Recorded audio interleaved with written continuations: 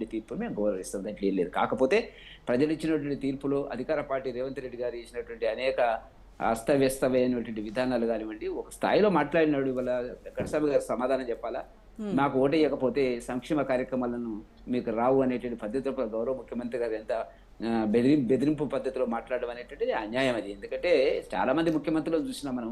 హ్మ్. By election అయినప్పుడు ఒకసారి మీటింగ్ పెడతారు, వెళ్ళిపోతారు.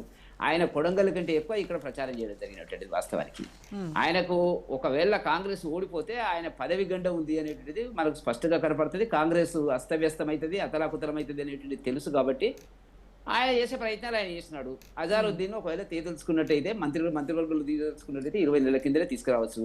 ఎమ్మెల్సీ కానటువంటి ఆయన తీసుకొచ్చి ఏదో ఎమ్మెల్సీ అయినట్టుగా అది ఏమైతుందో ఆఖరికి వచ్చే వరకు తెలియనటువంటిది పద్ధతి లోపల ఒక మైనారిటీ అంటే అలీఖాన్ సియాసత్కు సంబంధించినటువంటి యజమానిని 6 నెలల తర్వాత వెళ్ళి పదవి పోతే తిరిగి అతన్ని పక్కకు పెట్టి మరొక మైనార్టీని తీసుకొచ్చి వాళ్ళు ముస్లింల గురించి మాట్లాడతారు, మైనార్టీలకు మేము సేవ చేస్తామనేటువంటి పద్ధతి పరంగా మాట్లాడడం ఏంటంటే దారుణమైన అంశం. అయినప్పటికీ కూడా అనేక అవినీతి పద్ధతి లోపల వ్యవస్థను, ఎన్నికల వ్యవస్థను ప్రభావితం చేసినటువంటిది మంత్రులు, ఆయన అధికారులు, పోలీసులు, డబ్బు విచ్చలవిడిగా ఎవరి మీదనే ఉండేది కాక అపోజిషన్ పార్టీస్ మీద అంత దాడి పెట్టిన తర్వాత కూడా ఆఖరికి ఎంత మెజారిటీ వస్తుంది, ఏమొస్తుంది, వాళ్ళు ఏం గెలుస్తారు, ఏమనేటువంటి దాని గురించి మనకు 2 గంటల్లోనే అన్ని విషయాలు తెలుస్తాయి. కాకపోతే ఏంటంటే ప్రజా వ్యతిరేకత ఉంది అనేటువంటి విషయాన్ని ఎన్ని ప్రయత్నాలు చేసినాక ఆంధ్ర ప్రాంతం వాళ్ళని చెప్పినట్టుగా ఏంటంటే ఇంతకుముందు లక్ష్మణ్ గారు చెప్పినట్టుగా వాళ్ళు ఓటుకు రాలేదు, వాళ్ళని బెదిరించినారు, వాళ్ళతో ఆయనకి లింకులు ఉన్నాయి. చాలా సందర్భాల లోపల వాస్తవానికి ఎన్డీఏ గ్రూపులో మేము భాగస్వామ్యం అయినప్పటికీ కూడా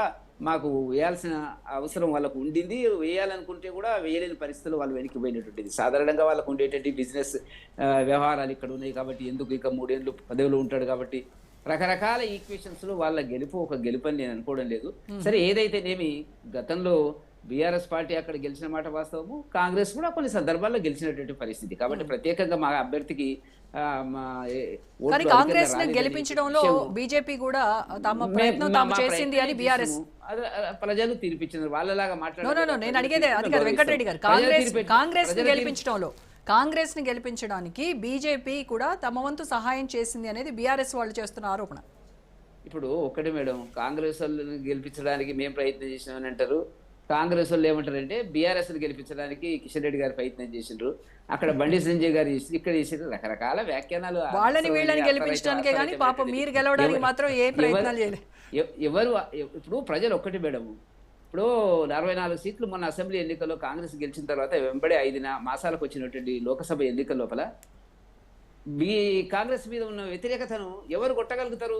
అప్పటికి ఓడిపోయింది బీఆర్ఎస్ పార్టీ ఓడిపోయినట్టు సిటీలో గెలిచినప్పటికీ కూడా ఒక ఓటమి అనేటువంటిది వాళ్ళకు ఊహించని ఓటమి అనేటువంటిది వాళ్ళకి రావడం జరిగింది. అప్పుడు ఆల్టర్నేటివ్ గా కాంగ్రెస్ ను ఎవరు ఎదిరించగలుగుతారు, ఎవరు ఓడించగలుగుతారు అనుకున్నప్పుడు మాకు గెలిపించిన మాట వాస్తవం. ఇప్పుడు కూడా మేము కాంగ్రెస్ మీద ఉన్నటువంటి వ్యతిరేకతను ఎవరు కొట్టగలుగుతారు, ఎదుర్కోగలుగుతారు, ఓడించగలుగుతారు అనుకున్నప్పుడు ప్రజలు తీర్పది. దానికి ఆ పార్టీకి ఇక్కడ షిఫ్ట్ అయినాయి, ఈ పార్టీకి అక్కడ షిఫ్ట్ అయినాయి, బీజేపీ ఓట్లు బీఆర్ఎస్ పోయినాయి, కాంగ్రెస్